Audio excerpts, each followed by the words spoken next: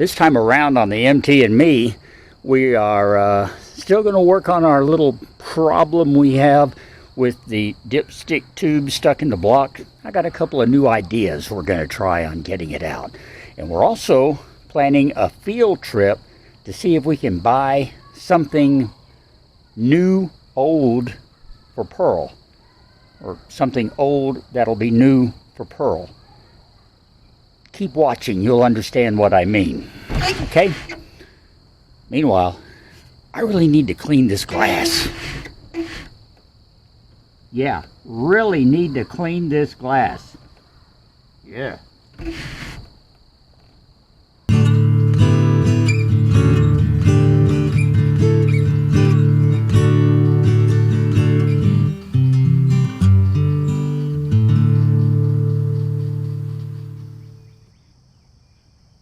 We find ourselves once again back here on the MT and me in front of Pearl, ready to try and surgically remove that little stubborn piece of dipstick tube that's stuck in the engine block. It's still a problem. Now, you can see we have the usual array of tools here, pliers, screwdrivers, and stuff like that we've been using all along. But I got a few new things to try this time. First of all, this is one of the little easy remove bits, the things that you use to get out screws that are stripped out or have the head stripped out. You put it in and you turn it counterclockwise, and supposedly it will lock into the screw head and back the screw out. Well, I'm going to see if this will lock into the tube and maybe budge it. If we can just move it a little bit and loosen it up, perhaps then we can work it up out of the hole in the engine block and get it on out of there. So we're going to try that. And when it comes time to try to get it out, we're going to use some sheetrock anchors. Now this is an idea I saw a guy use on YouTube, and he basically did what I just said. He got the tube loose in the engine block, and then he put a sheetrock anchor in there and tightened the screw down so that it was firm, and he used it to pull up and actually work the little piece of tubing out. And I thought, well, that's brilliant, because I've been trying to think of something all along that I could get inside there that would lock in on that tube. You know, the original idea was to use a bolt of some sort. We really needed a lag bolt, something where the threads had a little tooth to them where they would lock in. Well, I didn't have anything like that. I just had bolts that would fit snugly, and none of them would work. They just eventually got loose and would pull straight out. So I've tried all kinds of bolts, and I've pretty well given up on that idea. But this just might work. It's a new approach. Now, I actually have a couple of different anchors. I've got a heavier duty one that I'm going to use first to see if it'll do the trick. I also found this. I have no idea what this. See, this is. I've got these trays full of junk, and I don't know what they are.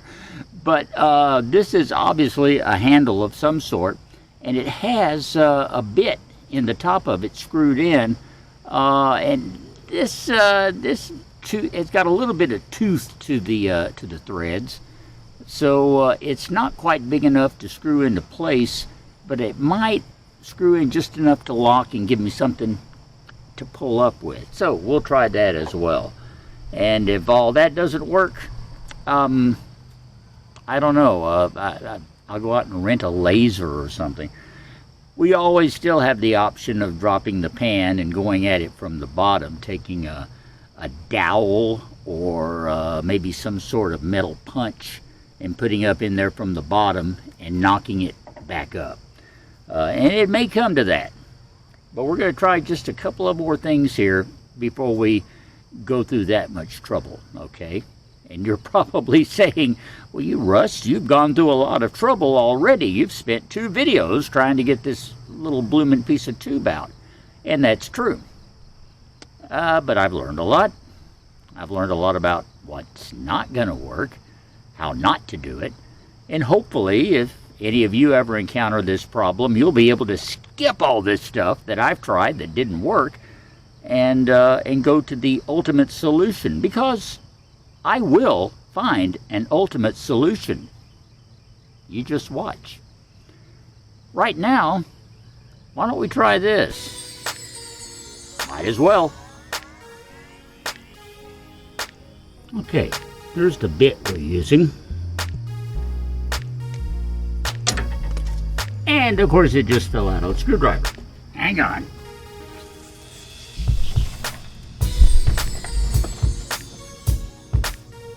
Okay, let's try holding it in place while we put it in place.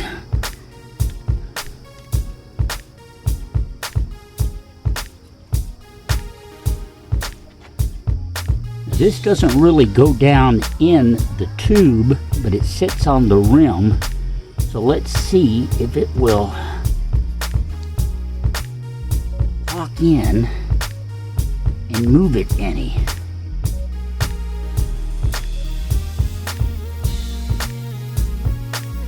This is really intended to be used with a drill or a power driver, and I am deliberately not doing that because I don't want to take a chance on actually shredding that little tube, because that'll make it even harder to get out. So I figured we'd try it by hand first.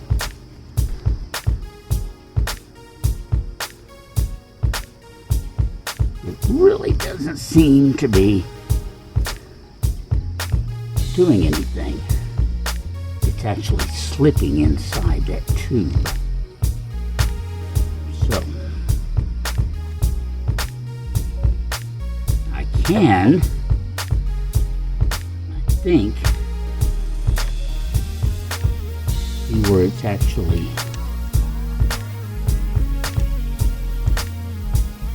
made some indentation on it, for better or for worse.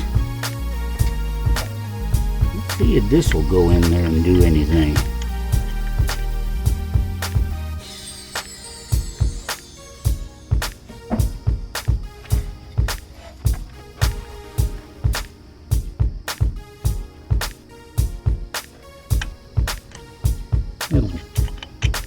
It'll pull right out. Okay, so that does the same thing my bolts do. So it's time to try one of these. Okay, it's got the anchor in there. I'll put the screw in, which will expand the anchor, ideally. I have to say this is all theory because, you know, I've never done this before. But it does seem like a good idea in principle.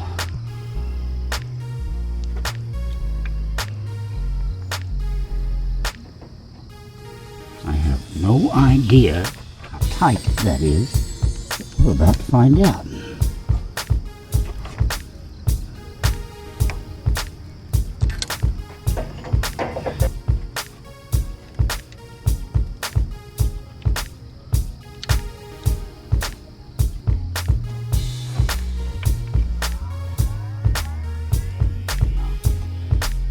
Soft. It's just going to bend the plastic. Let's lock a pair of pliers on there and just pull. See what happens.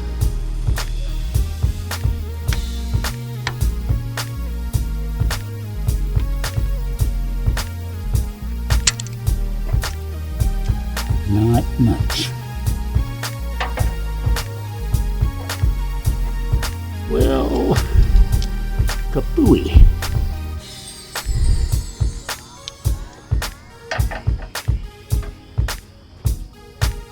I thought I had a pretty good idea there, but this is just not pulling out like it should, like it needs to. Well, what I really thought was going to be a good idea is apparently not working. So let's see if we can take this anchor out by throwing the screwdriver on the ground.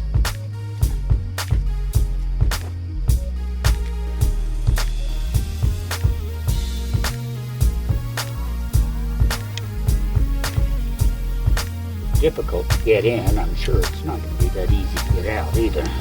It's just hard to get to. It's not that hard to turn. The fact that this entire assembly is in such a darned inconvenient place. Okay, let's pull that anchor out now. Well, so we're back to square one. So I guess we will continue to brainstorm, see if we can't come up with another brilliant idea or two to see about getting this out of there. Just, you sit here and you stare at it and you just think, well, I'll be able to grab that lip with, a pair of pliers like these needle nose, and just give it a tug and it will come right out. But it does not want to budge.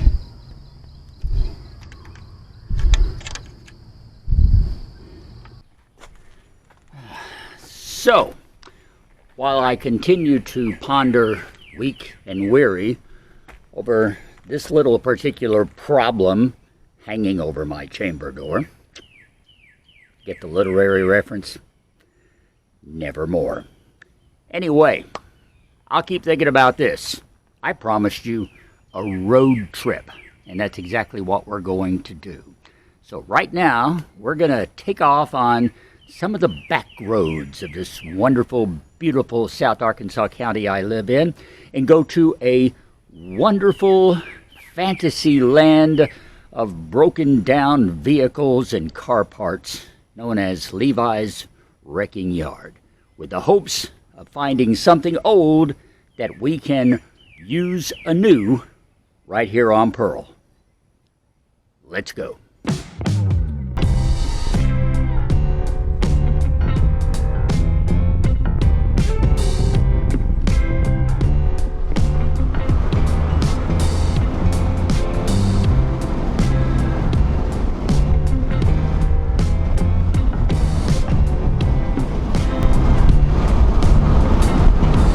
Fisher farms back today.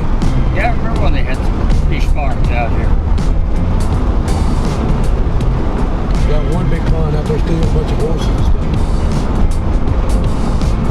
See the wrecking yard.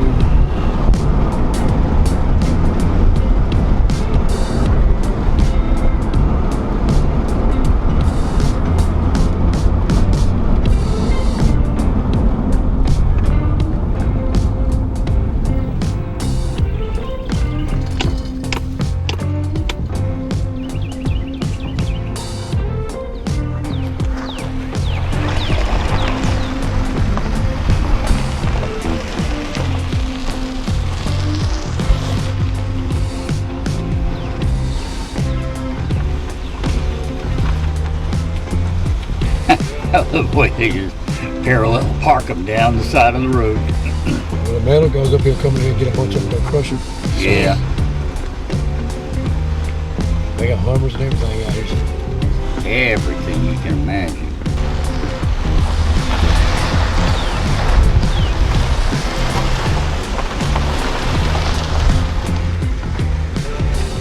Junkyard dog.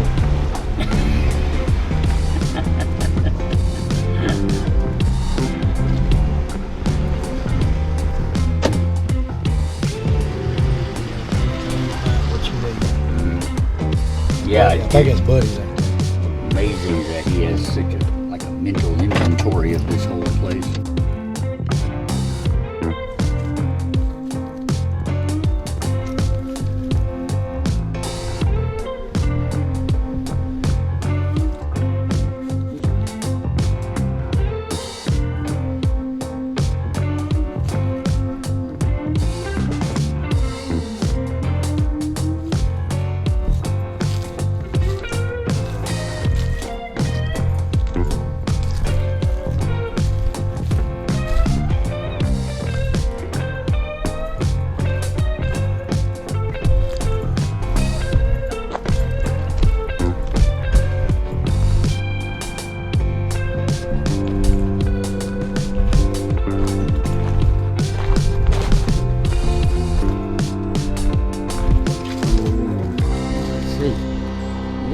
squishy out here.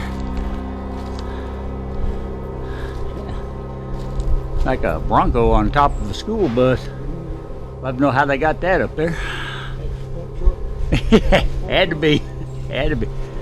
Yeah, every school bus out here's got something on top of it. I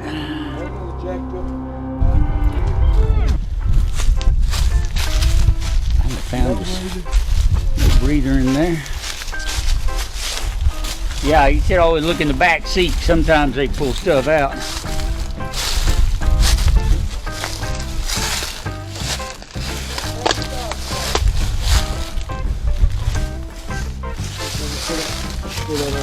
Hood latch, see if there's one in. Yeah, look under the hood here. Oh look, there's a breather. Yep. And that's I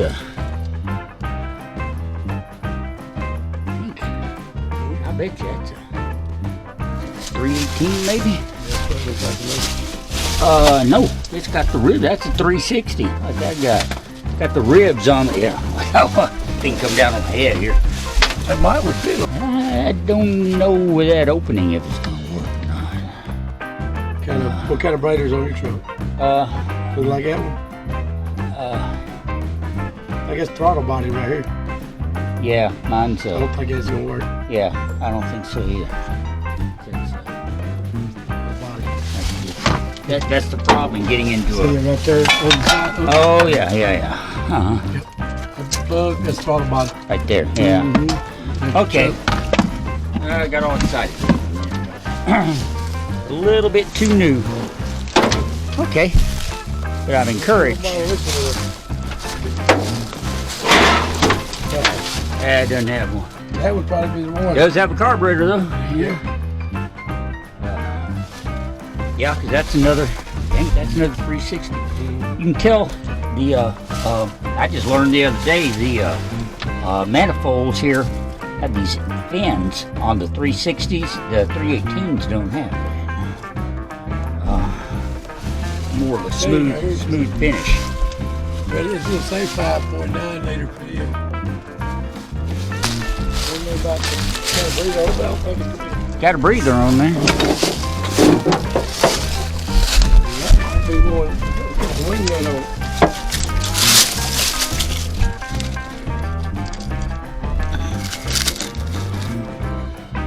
This is 18 right here. This is 18 here.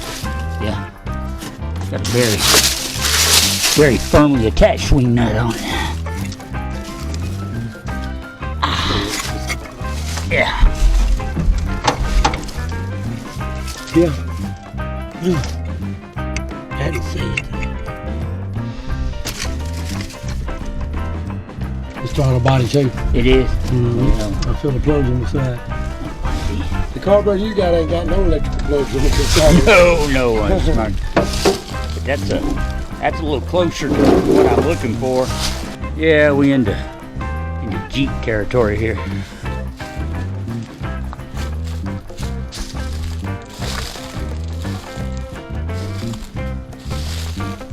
Where's that at? Oh. Bam. Look at there. No, that's the 440. Big engine. 440 Magnum. Yeah. That's a lot of motor for a Cherokee. Yeah, but I bet you That looks. does that look like it? Looks like it. I bet you that'll work. I bet that would work. I bet that'll work. That's why it has some bad valves in it. See how the oil blow back, bad rings? Oh yeah, I see that. Yeah.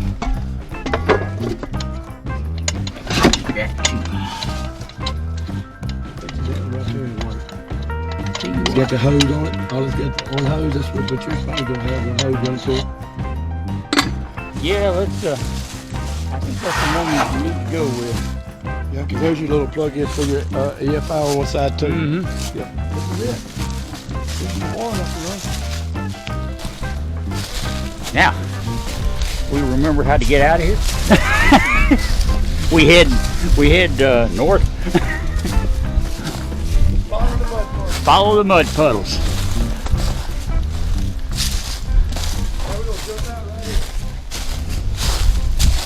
Ah, yeah, here's the road. All right. Like a video game. Yeah.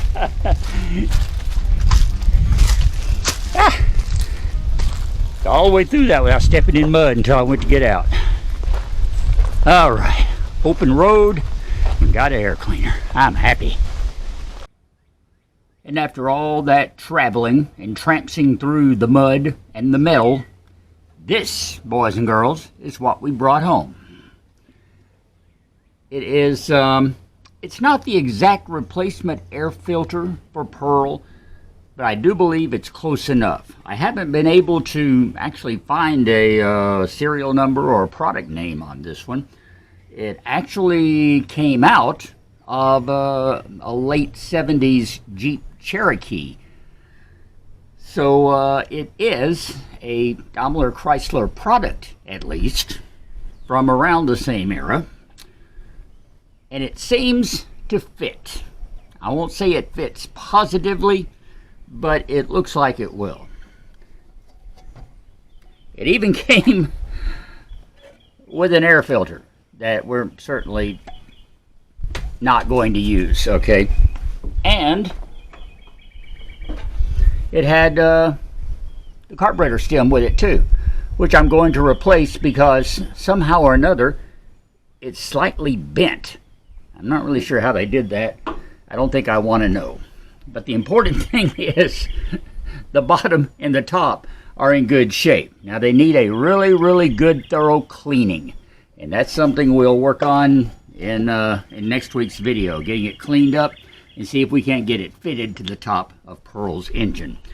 Hey, this is a real find for me. I've been looking for an exact replacement air cleaner for quite a while now. I've actually found 2 or 3, most of them on eBay, and man, people wanted a fortune for those things, which means, of course, that they're extremely rare. So I wasn't going to pay that much for one. I had just about decided to just get a newer aftermarket and put on there because there's plenty of those that would fit. And then we thought about going to Levi's, the wrecking yard, which is one of, I think it's the largest yard, at least in these parts where I am. And as you saw on the video, there are acres and acres of motor vehicles and motor vehicle parts there. It's really a place to go look for spare parts. And you just have to dig until you find what you're looking for. I think we did. And I'm hoping things will work out. We'll find out next week.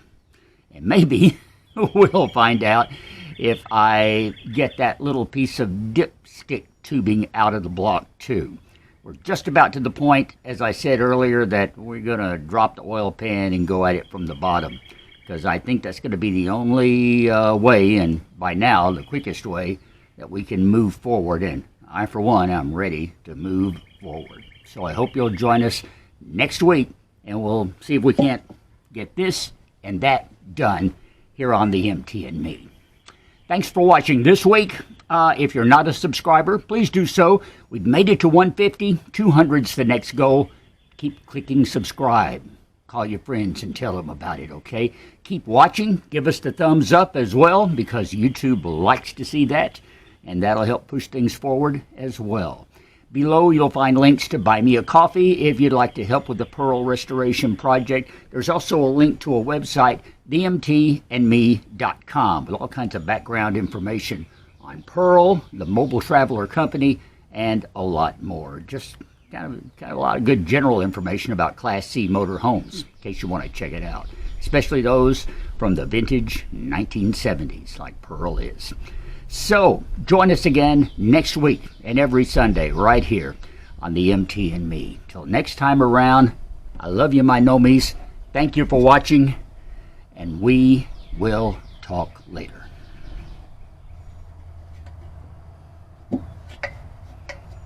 Boy, this thing's filthy. Ugh. Of course, it's been sitting in a junkyard for probably about as long as Pearl's been sitting around, so I guess that's to be expected. Let's go hook up the water hose.